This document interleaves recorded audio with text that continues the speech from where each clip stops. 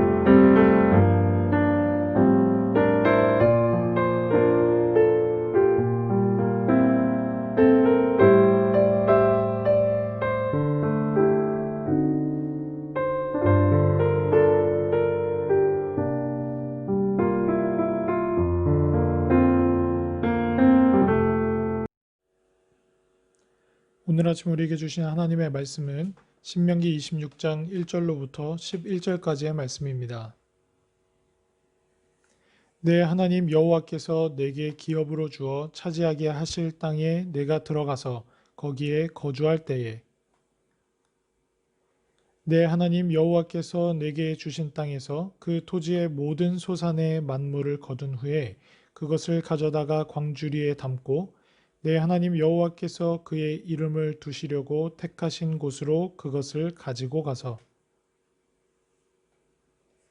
그때의 제사장에게 나아가 그에게 이르기를 내가 오늘 당신의 하나님 여호와께 아뢰나이다.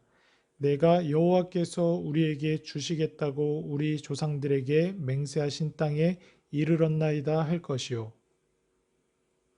제사장은 내 손에서 그 광주리를 받아서 내 하나님 여호와의 제단 앞에 놓을 것이며 너는 또 내 하나님 여호와 앞에 아뢰기를 내 조상은 방랑하는 아람 사람으로서 애굽에 내려가 거기에서 소수로 거류하였더니 거기에서 크고 강하고 번성한 민족이 되었는데 애굽 사람이 우리를 학대하며 우리를 괴롭히며 우리에게 중노동을 시키므로 우리가 우리 조상의 하나님 여호와께 부르짖었더니 여호와께서 우리의 음성을 들으시고 우리의 고통과 신고와 압제를 보시고 여호와께서 강한 손과 편팔과 큰 위엄과 이적과 기사로 우리를 애굽에서 인도하여 내시고 이곳으로 인도하사 이 땅 곧 젖과 꿀이 흐르는 땅을 주셨나이다. 여호와여 이제 내가 주께서 내게 주신 토지 소산의 만물을 가져왔나이다 하고 너는 그것을 내 하나님 여호와 앞에 두고 내 하나님 여호와 앞에 경배할 것이며 내 하나님 여호와께서 너와 내 집에 주신 모든 복으로 말미암아 너는 레위인과 너희 가운데 거류하는 객과 함께 즐거워할지니라. 아멘. 오늘 본문을 통해 우리를 구원하신 하나님께 감사하라 라는 제목으로 함께 묵상을 나눠보도록 하겠습니다.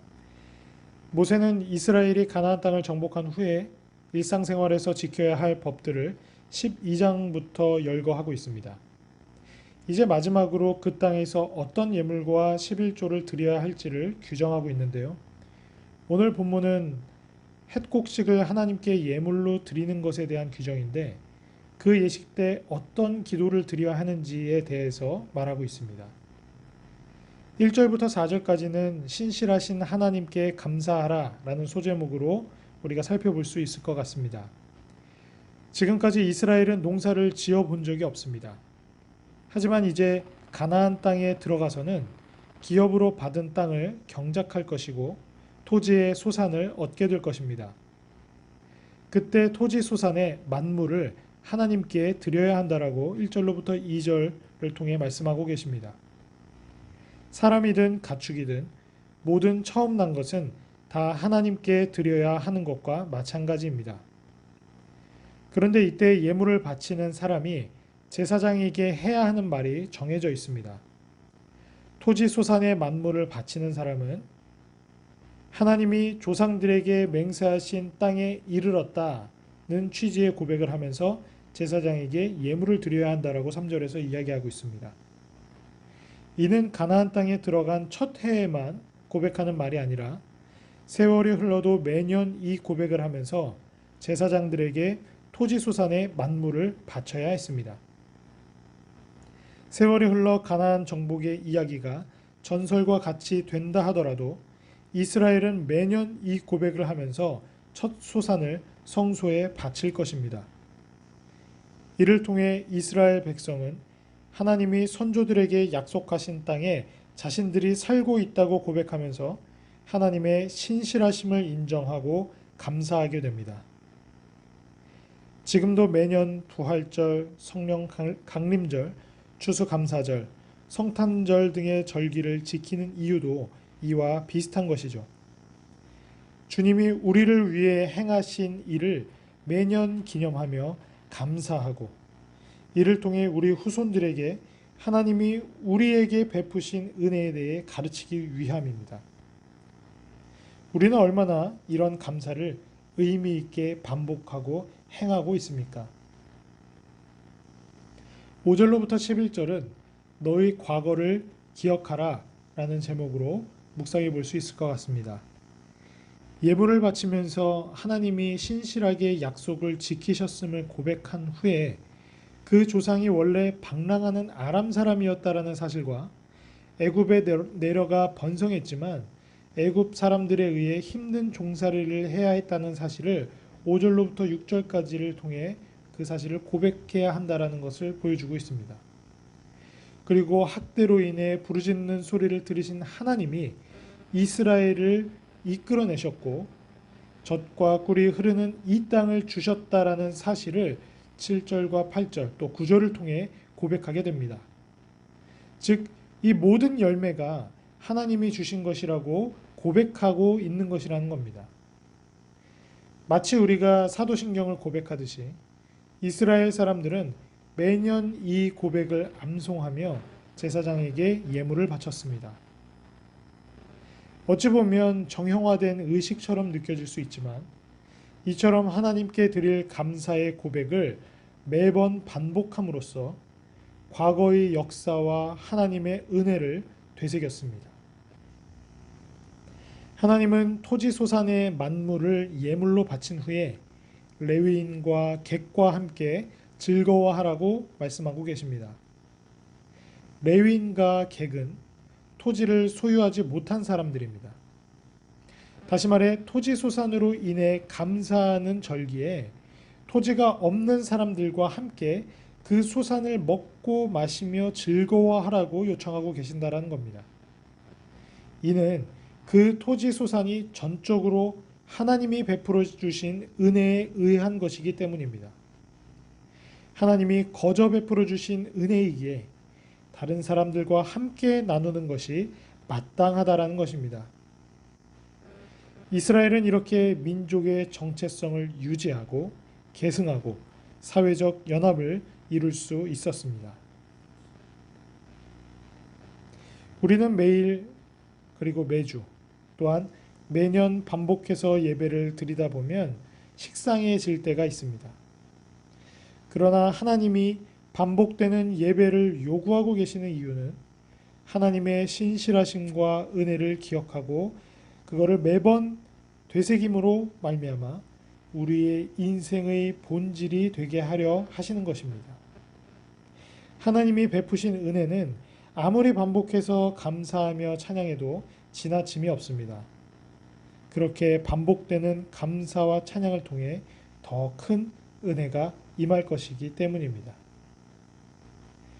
사랑하는 시드니 히일교회 성도 여러분, 오늘 하루도 우리를 구원하시고 우리들의 인생 가운데 늘 함께 하시며 우리를 구원의 여정으로 이끌어 가신 하나님의 역사하심을 매 순간순간마다 기억하는 또 하루가 되시기를 축복합니다. 그리고 오늘 하루도 하나님께서 우리와 함께 하시며 우리에게 계속해서 구원의 그 오른팔을 펼쳐 나가실 것이기 때문에 오늘 이 하루도 새로운 힘으로 새롭게 승리하시는 여러분들이 되기를 축복합니다. 기도하겠습니다. 사랑과 내가 충만하신 아버지 참으로 감사드립니다.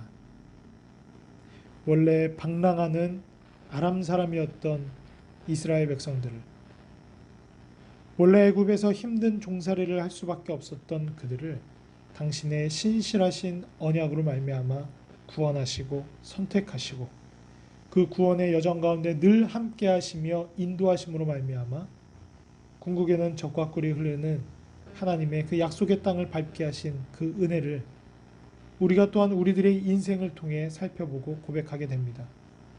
하나님, 우리를 선택하시고 부르시어 자격 없던 우리들을 사랑하시고 당신의 백성으로 당신의 나라에 있게 하신 은혜를 감사합니다. 우리는 매 순간 이것을 기억하고 고백함으로 말미암아 오늘 이 순간에도 또한 내일도 또한 영원히 하나님이 우리와 함께 하시며 우리를 구원해 나아가시는 하나님이신 줄을 고백할 것입니다. 하나님, 그렇게 오늘 하루도 주 안에서 우리가 승리를 선포하며 오늘 하루도 주 안에서 소망하는 하루가 되게 하여 주시옵소서. 이 자리에 고개 숙인 주의 모든 백성들, 시드니 히일교회 주의 성도들과 그들의 가정과 교회가 이와 같이 하나님이 하신 구원의 사역을 기뻐 승리하며 외치며 오늘 하루도 하나님과 함께 동행하실 수 있는 모든 주의 백성들이 될 수 있도록 주여 은혜 베풀어 주시옵소서. 감사드리며 예수 그리스도의 이름으로 기도드립니다. 아멘.